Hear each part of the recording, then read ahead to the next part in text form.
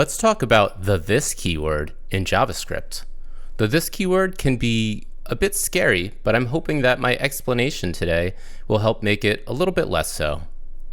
So what's important to understand about the this keyword is it is all about the context in which it's called. Here we have a person object. We say const person equals a new object. This object has a name property. The person's name is Becky. The person has a greet property, that's a function, and it returns a string. That string is, hi, my name is this.name. So let's console.log person.greet. What do we think is going to happen? The string is, hi, my name is Becky. So this is called in the context of this person object. We are saying person.greet.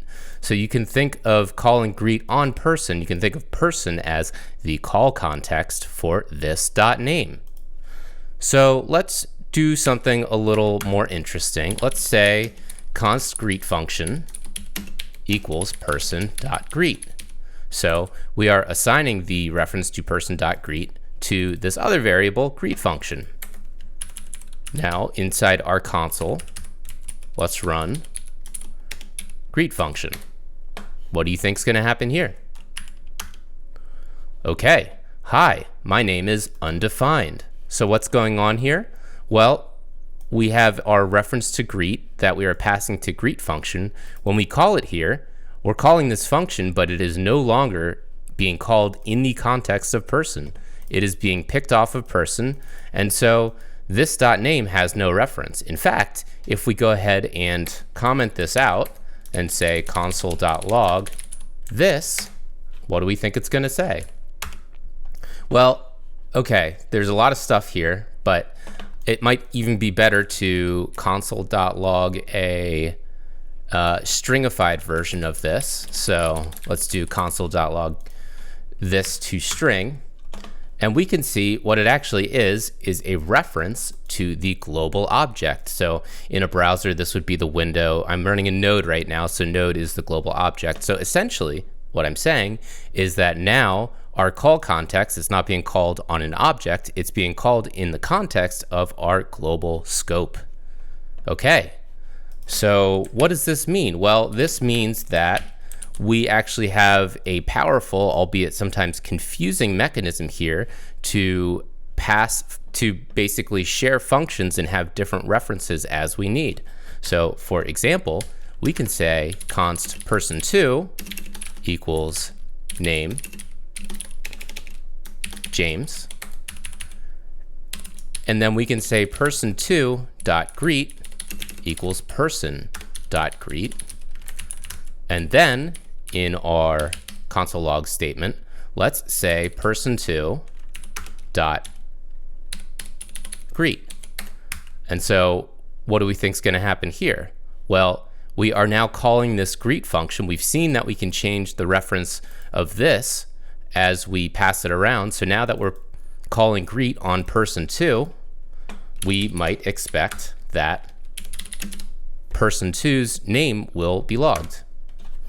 And hey, it is. Okay, so that's some predictable behavior, and we can now sort of start to see the logic behind this. We are calling this in the context of person2, and so we get person2's value. Now, this can be great if it's intended. This can be really unfortunate if it's not intended. So is there any way that we can kind of force this reference to stay with the person object? And the answer is yes. We definitely can.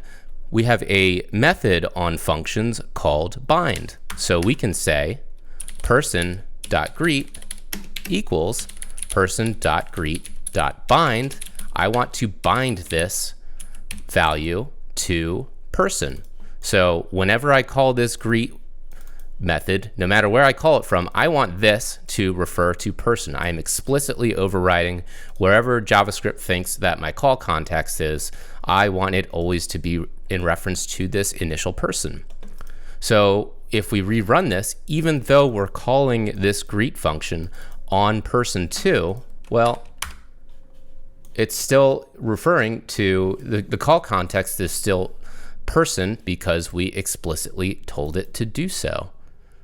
The one last thing I did want to show you about this is all of these rules work unless you use arrow functions. So arrow functions are special in that this inside an arrow function will no longer refer to the call context. It is the declaration context, or the context in which it was declared. So let me show you what I mean here. We've changed greet to an arrow function inside of person.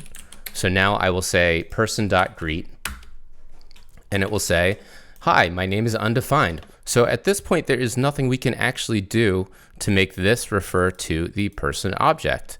So if I try to do person.greet equals person.greet.bind person, and I try to run this, yeah, this didn't work because this is within an arrow function. This is simply going to be bound to the declaration context, and there is kind of no more altering that. So just be cognizant of that when using arrow functions. That may be desired in your use case, but just know that this is the behavior.